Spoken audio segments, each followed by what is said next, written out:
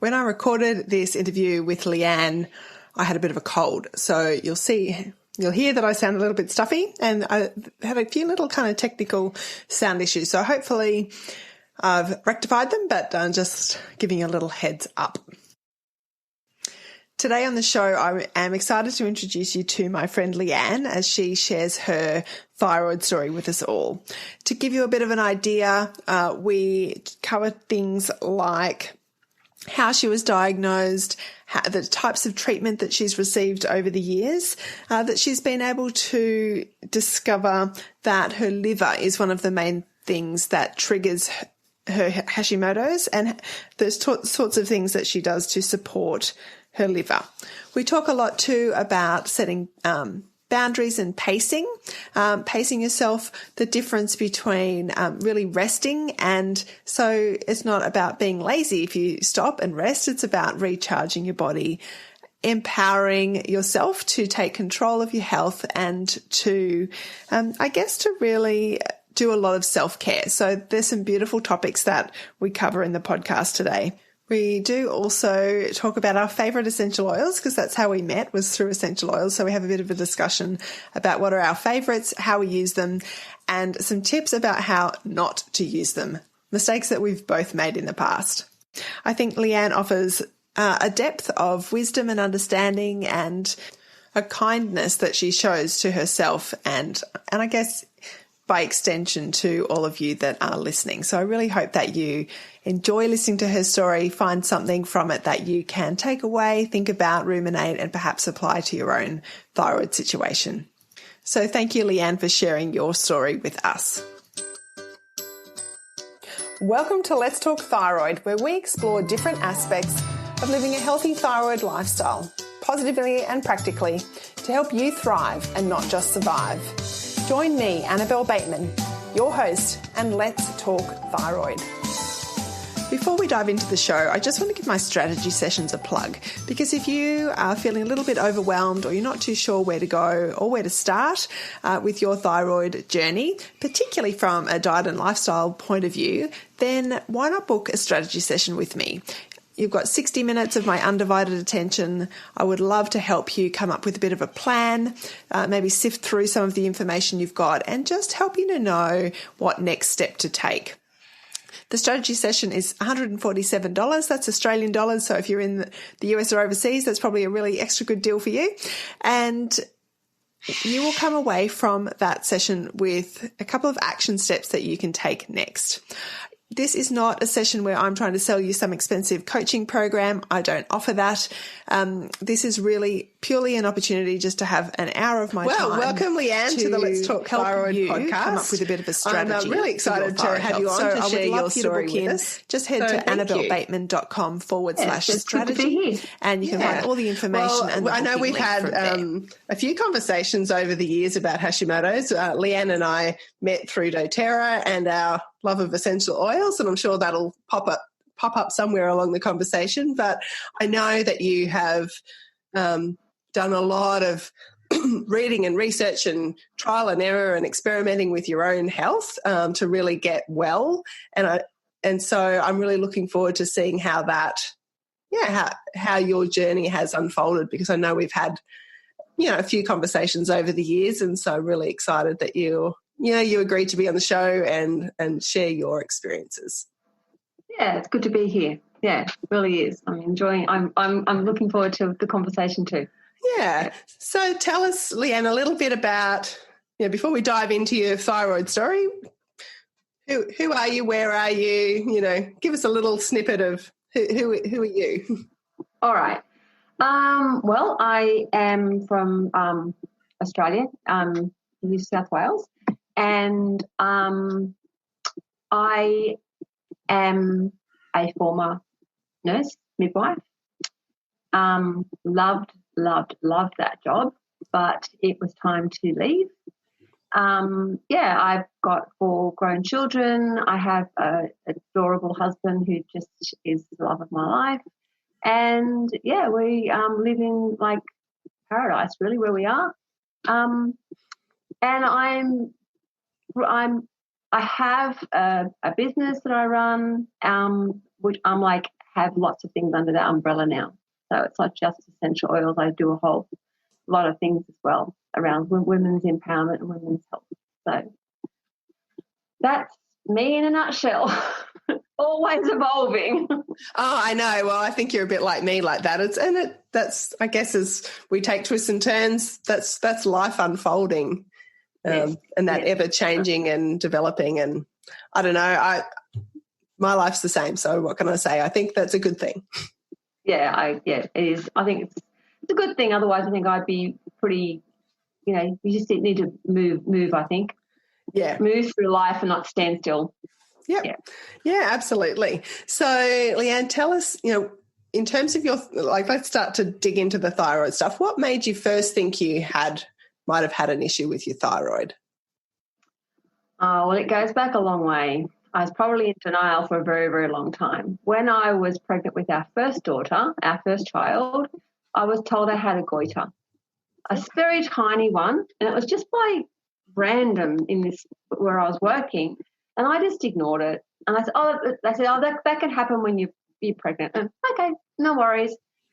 That's probably when I went to see my osteopath, and he said, you've got a bit of a lump on your throat there. You should really go and do something about it. And I just ignored it. It wasn't until the third time someone spoke to me about that. And that was actually when I was going to see my naturopath for a completely different reason, not even Hashimoto's related, completely different.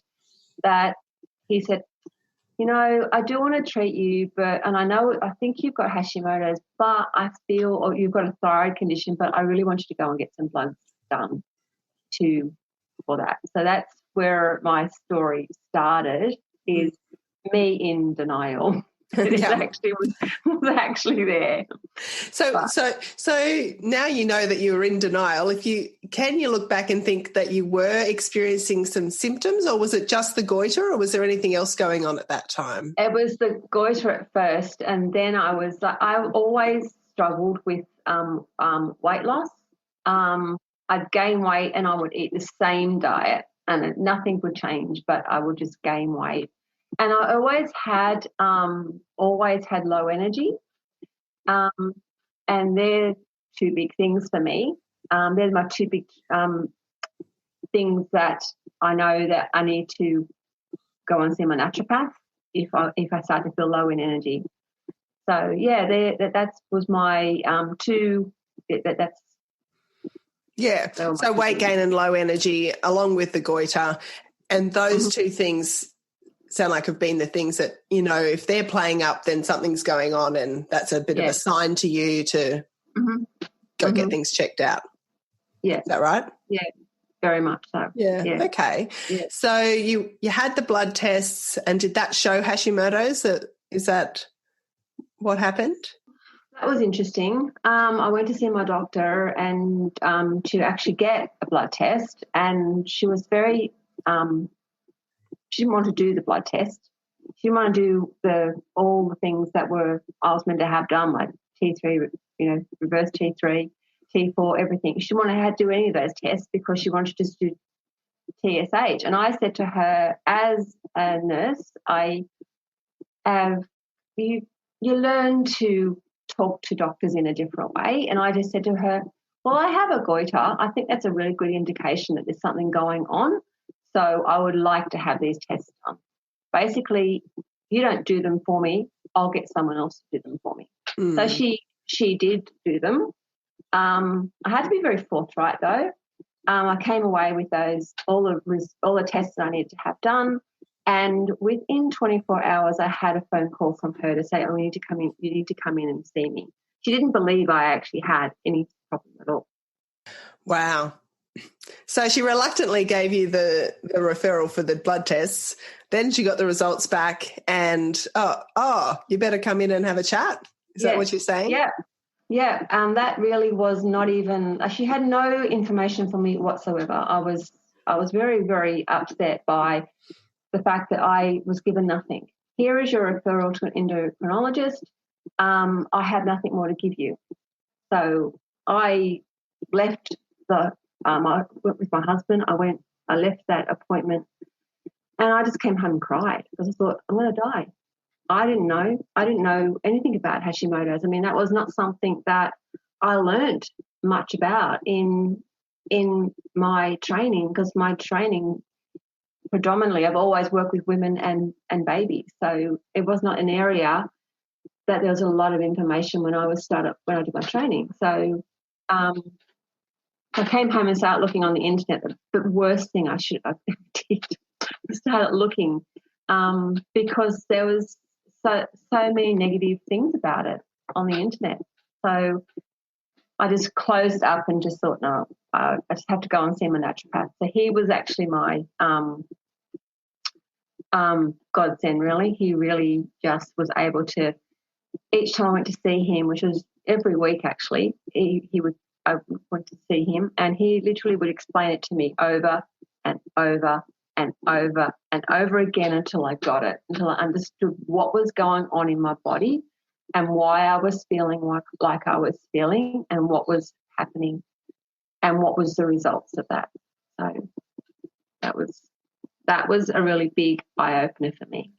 Yeah. So, I mean, I think for a lot of, I know, but I think a lot of us have had similar experiences, and both good and bad, you know, with the naturopaths being incredibly helpful. I've certainly found that helpful, them helpful over the years. And I guess, yeah, for me, initially I was sort of probably told similar things to you. Oh, quick, come in, blood tests look crazy, go see an endocrinologist. Endocrinologist says, just pop a pill for the rest of your life. You'll be right, off you go. And I mean, was that, for me, that was about 25 years ago. Was it sort of similar, like not as long ago? I've only been diagnosed 5 years. Oh, okay. So the goiter and the pregnancy thing, that wasn't, obviously you've got grown children. A long time ago. I've got grown children. Ah, okay. It was a long, long time ago. Yeah. So I actually was given a referral to an endocrinologist, and there was a 6-month wait, which was a blessing. Okay. Really. Yeah. So I said to my husband, okay, give me 6 months and we're going to see whether we can treat this as naturally as we can. Something in me just said, let's do this. So I trusted my naturopath. He took me on a journey of being gluten-free, dairy-free. I'd already gone off caffeine and sugar. So went down all that whole process of nightshades free, the whole thing. Yeah. I lost enormous amount of weight on that. Okay. To start with, but my results and my antibodies were still high, sky high. But I think because you can't read them above a certain number. Oh, yeah, it just says above whatever, 1,000. 1,500 or something, yeah, 1,500. Right. You don't know if you're 30,000 or 16. Exactly. Yeah. So, like, I was a bit, after 12 months, they still weren't down. What's going on here? But I still persisted because I knew I was feeling better and better. Yeah. And my goiter was getting less and less. And I thought, they're all good indications. I was looking at all the positive indications. Yeah. And then finally it started to come under 1,000, under 900, under 600. Yeah, so, wow. That's fantastic because, yeah, you don't know. Who knows how high they were. Yeah. But, yeah, well done. Yeah, so I never saw that endocrinologist. Okay. I just cancelled my appointment. Yeah. and I think what you said before about, you know, you were seeing your naturopath weekly and, you know, they were explaining over and over and over again. I think we need that. I mean, I think 25 years on for me, I still need that. I mean, I don't know, maybe that's the brain fog. I don't know. But it's those basic reminders all the time of what's going on. This is why you're feeling this. This is how the thyroid works. It's complicated, isn't it? Yes, so it is. To have someone to go over and over and over that on a regular basis, I think is really important. And it's not because we're not intelligent or, you know, it's just, it does take time. And I don't know if you found this over your journey, but for me, I found every time I go over something again, I see it through a different light because I've learned something else. And I'm like, right. So that's how that all connects. Yeah. And I'm constantly learning new things, seeing the way they all interact. But it is helpful to go over those basics. It is. So, yeah, I went over those basics until I knew what I was talking about. Well, I could actually put it back to him, verbalize it back to him. So that was, and also my husband needed to understand too, because this is all part of our journey together. He needed to understand as well. He wanted to know what was going on with me. So, yeah, it was really important for us both to understand and go on that. So, yeah, that was the best thing I did. And, yeah. Yeah, that's a really good point, actually, because I know in, some forums I hear a lot of comments and concerns and criticisms of spouses in this, not understanding what we're going through. So do you mind me asking, did your husband go along to appointments? How did you include him and how did he, come to understand what was going on for your health? Well, he came to the first appointment with my doctor, and he was feeling the same as me, very disappointed. Then he went to every naturopath appointment after that, until he got and he was the one asking all the questions all the time, and as well as like making sure he knew what was happening. And he was told, there's times when Leanne just needs to just sit and be quiet and be still, and she doesn't need to do all the things that she can't do. She can't do as much as you think she can do. Otherwise, she will burn out and get really, really tired, and then her body will start to not function properly. So he was explained all those sorts of things, which really helped him, and it freed me as well. It really liberated me as well to not be lazy, I was okay to be, sometimes when I was low in energy, I needed to just sit for an afternoon or do something like that. Do you know what I mean? So it certainly sort of gave you permission to rest and not see that as being lazy? Absolutely. Yeah, yeah. And he saw that too. So not that he ever judged. He doesn't judge at all, but it was a good thing just for us both to understand, so he could understand where I was coming from. Yeah. And I wasn't coming home telling him what was going on. He was there with me. Yeah. Yeah, what a gift. Yeah, it is. So there's probably not that many husbands that do that. No, he's great like that. But like it was one of those things that he did that until he didn't have to. Yeah, until he understood too, and then he could support you. Yeah, from further afield. Yeah. Wow. So I've moved from that naturopath now, and I go and see somebody else who was just, I needed to have someone who understood me a little bit better and understood my blood a bit better. Okay. So, yeah. Yeah, so, well, and you're right. I mean, we need different professionals and different help at different times in our journey. So tell us about what, maybe what you've found in going deeper or differently. Yeah, I moved to this naturopath was fantastic. He really was. I'd recommend anyone to him. But he just was not getting to the core issues. So I found another naturopath who I started seeing. She was wonderful as well. And she just showed me through a lot of different things on women's health. She's really big on women's health. Until there was a point where she was not as useful as what I wanted her to be. So I found when I had a flare-up and I was really bloated. I was really, really unwell. It was just before convention. It was about 6 weeks before convention. And I was really super tired, headaches, and I just asked around, who can I see? Because I knew these people weren't going to, I felt like I needed someone else. Anyway, so I was shown a naturopath biochemist who looks at live bloods, and I haven't looked back. They're a really great people to work with. And I went to see that this person, I literally could have slept on the floor the whole time. I had no energy whatsoever. But he was he honestly, within a couple of days, he had my energy levels back up. He had my body functioning a lot better.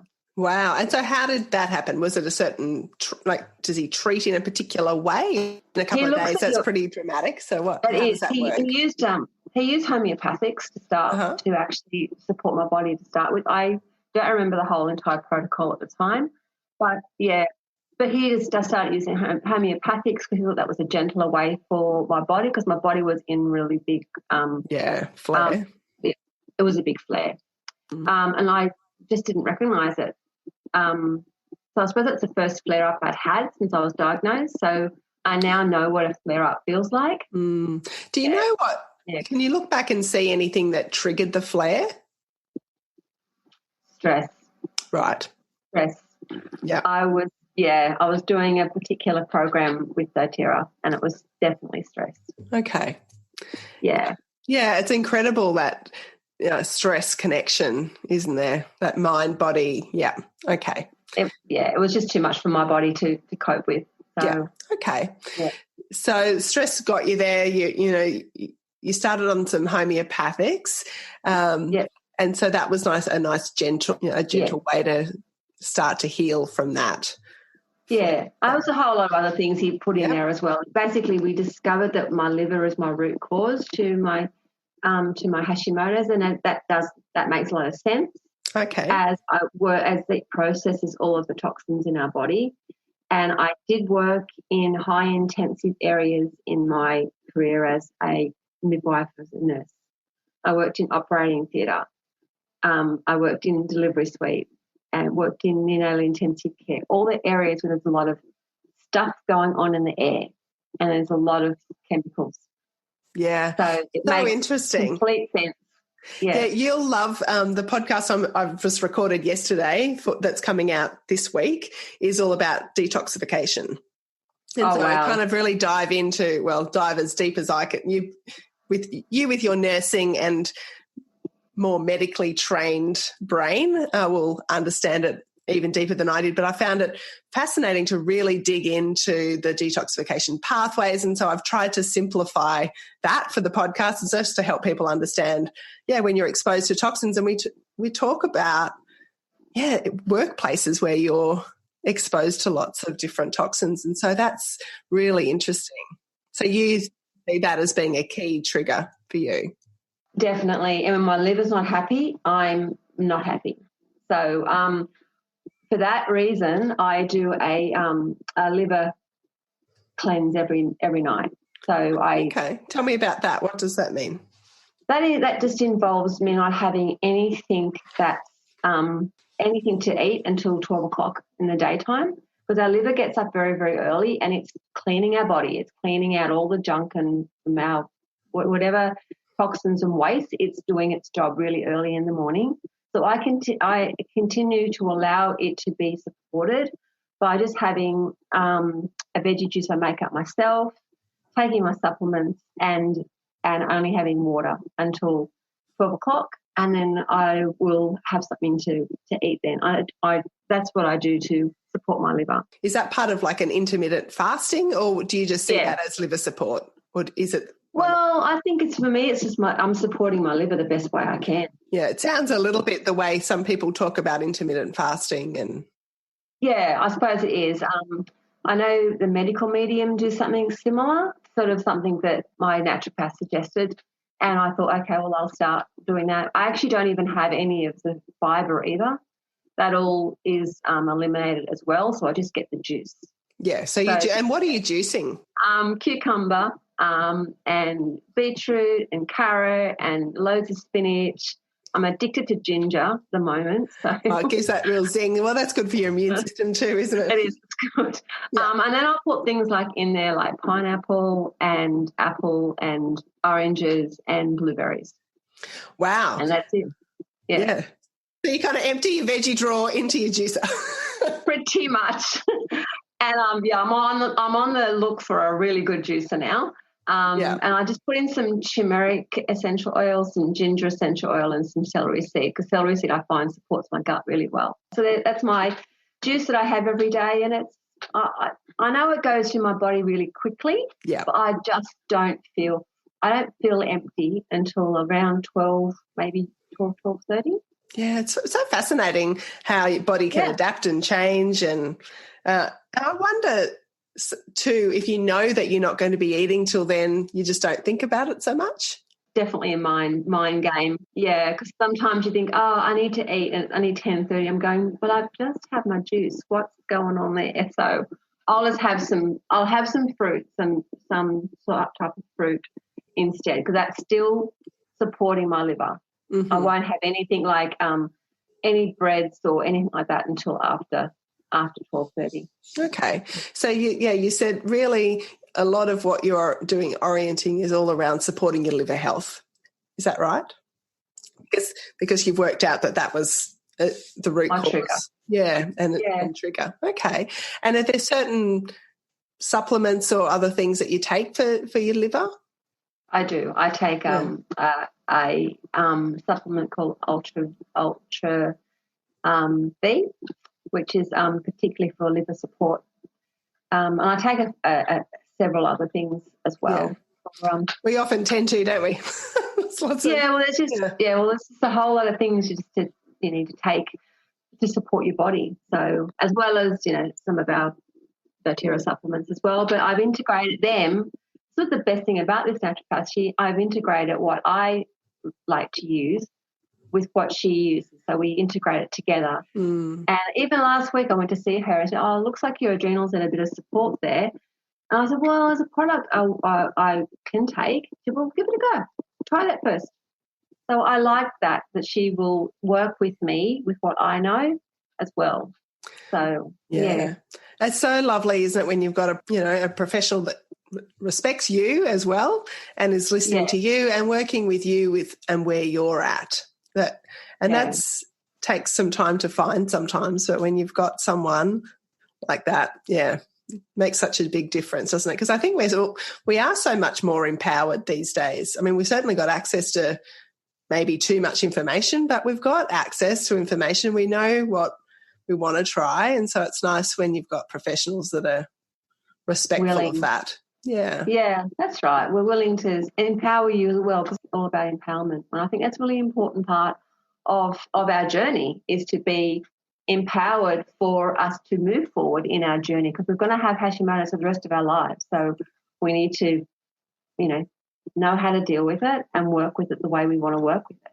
Yeah.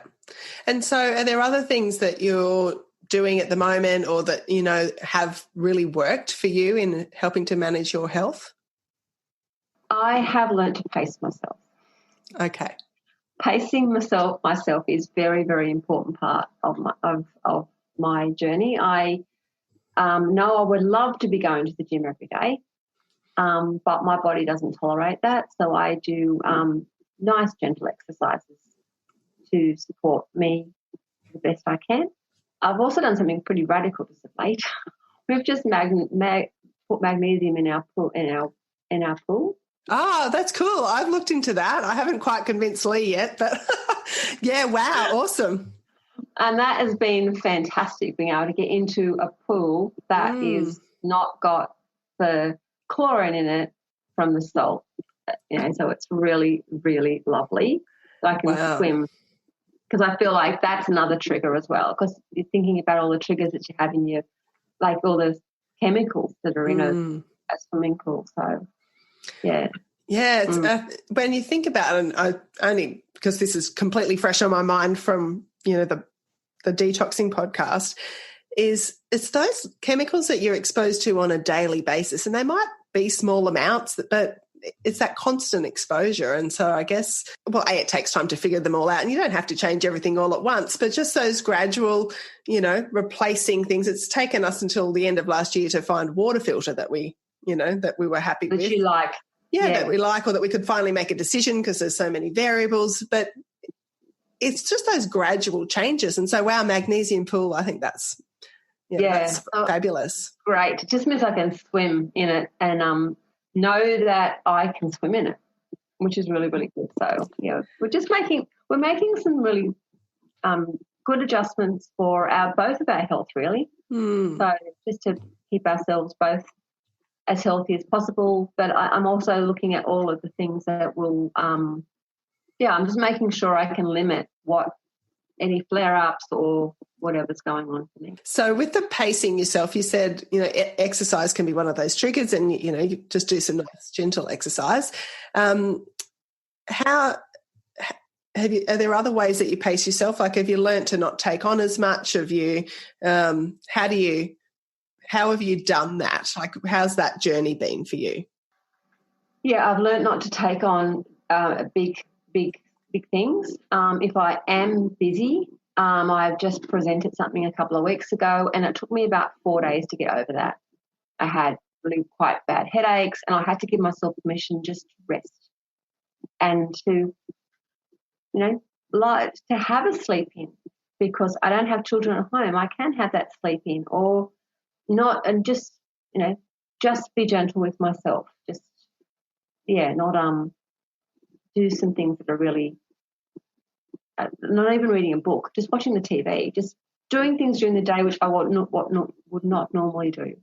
Yeah, and that's a whole guilt thing. That's my own mindset, but it's been really helpful for me to do things like that. Yeah, that's great. It's easy to think, oh no, I can't do that, can't watch TV during the day, can't read a book, can't, I've got to be working or doing something productive or yeah. Or I've got to be cleaning the house, I've got to be doing this. So so just making sure that I'm looking after me. So those are the types of things really. And a lot of self-care as well. I do a lot of self-care for myself, as well as I have a massage once a month. That's just lots of things like that, just to really have some really good self-care for myself and some time out. So you've built some regular practices then into your self-care routine. Definitely. I think they're really super important to do. Yeah. I pray obviously, but I also do some meditation as well. I use an Insight Timer app to do some meditating as well, just to have, because I'm not really good at switching off, so it helps me switch off just those 10 minutes. I think that's a pretty common Hashimoto's trait, to not be able to switch off. Yeah. Which is probably why we all end up in this situation where we've got to learn to wind down and boundaries and meditate and all of that. So, and that Insight Timer is good because you can even do like 2-minute meditations, because I think, oh gosh, I don't know if I can sit here for that long, but you can find 2 minutes. I'm like, all right, I can do 2 minutes. Well, I do a 6-minute one. I'm like, that's enough 6 for minutes, me. that's doable. Yeah, that's right. Doable. Yeah. But give me 20, I'm like, okay, I have to be really in the zone to do that. Yeah. Well, look, there's progress. We can't be completely, we're works in progress all the time. Yeah, I think we just have to honour ourselves that's where we're at, and if we can only give ourselves that little bit of time, then that's okay too. And so tell me, have you got any favourite essential oils that you like to use in this context of self-care or looking after your overall health and wellness? I'm a big frankincense and copaiba user. I use them internally every day. I found that a lot of women who have Hashimoto's love peppermint.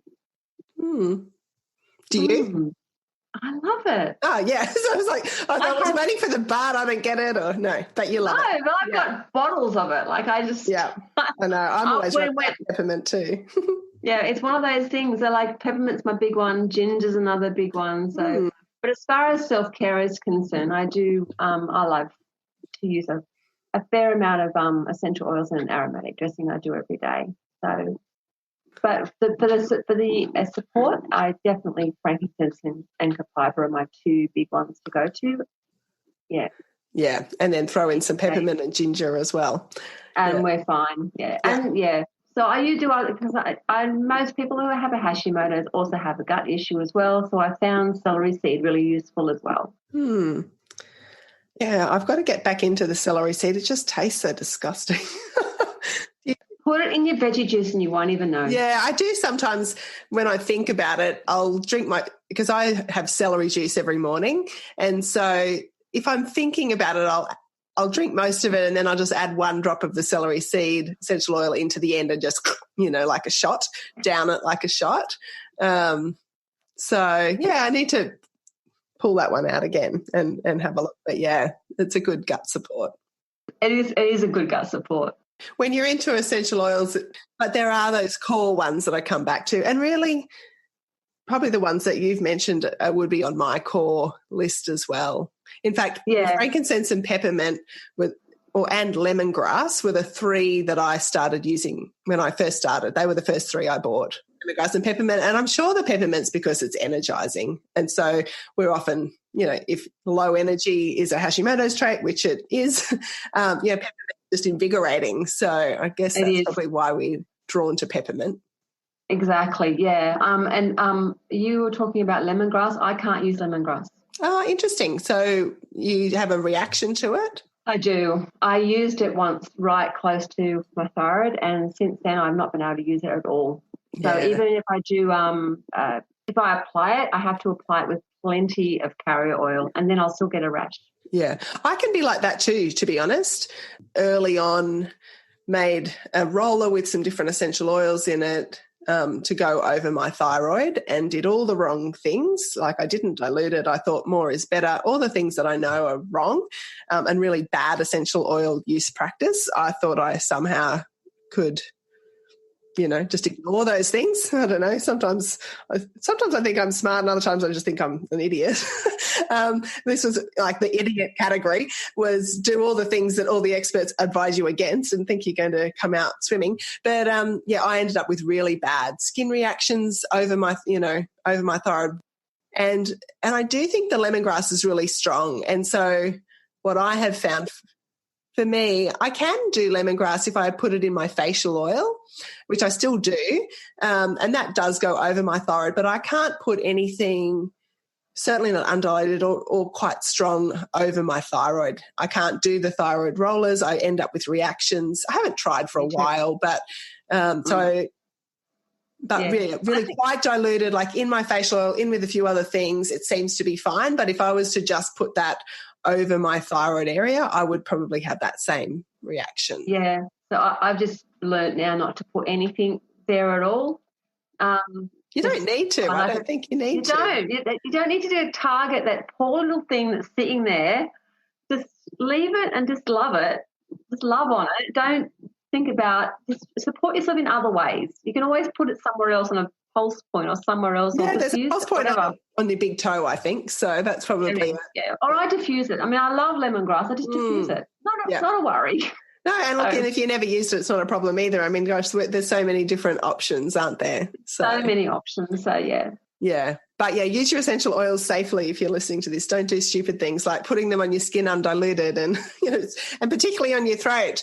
Yeah, use them sensibly and just put them in a diffuser if you're not too sure, just diffuse them and breathe them in. Yeah, very safely. That's our key today. Yeah, absolutely. Yeah, don't do what we've done. Is there anything, Leanne, that you think really hasn't worked for you? No. Apart from seeing my doctor, that didn't work.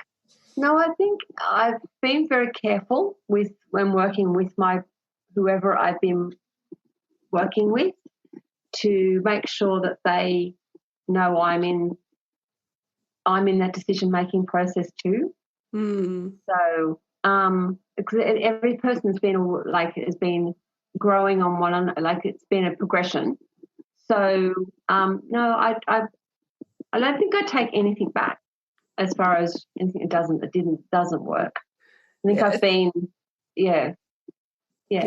Part of the process, isn't it? The learning process. Some things, don't work. You just move on to the next thing. Yeah, I'm pleased to listen to my gut instinct and have gone down the path I've gone down, because I feel like I live a very normal life, I feel, and I just know when to stop now. Yeah. And to slow down. Yeah. So, I mean, this might lead into this next question. Is like, if you could go back, what have you got sort of 3 top tips that you wish you had known then, or that, that you just, 3 things that if someone's listening and they're not really sure where to go, what's that advice that you would give? I'm a pretty natural solutions girl, so I would always never underestimate a naturopath or a herbalist, that they actually know what they're talking about. Yep. And just get a second opinion. Get a second opinion or a third opinion, and really trust the feeling that you get about somebody, as far as your journey is concerned, and trust yourself that you know exactly what you need. And is there anything that I haven't asked you that you think the people listening might need to know or like to know? Anything else that you think you wish I had have asked you? I don't think there's anything that we've not covered. It's been fun. Yeah. Well, thank you, because, I said before we started recording, there'll be some people that are listening to this that are really going to resonate with your story and really going to be helped by it in a way that they may not resonate with my story or some of the other people that have shared their stories. And so I really want to thank you for your courage, because it does take courage to reflect and talk about your own health journey, because they can be quite private things. Yeah. So I do want to acknowledge that courage that you've had to speak in a pretty public environment and share your story. So thank you so much. Thank you very much for having me, Annabelle. It's been actually a delight to talk about it, because I feel I'm probably in a space to talk about it more than what I may have been in it a few years ago. So I know I'm very comfortable with where I'm at now. Thank you so much for listening to this episode of Let's Talk Thyroid. I would love it if you would subscribe to the podcast and share it with others that you know with thyroid problems. Let's get the message out there. If you'd like to connect with me further, the best place to do that is via my website, annabellebateman.com. From there, you'll be able to join my Facebook group, book a strategy session with me, download my freebie, and access any show notes for this episode. Thank you so much, and I'll see you next time. Bye. The information presented and discussed in this podcast is not intended to diagnose, treat, cure, or prevent any disease and should not be used as a substitute for proper advice from a qualified professional.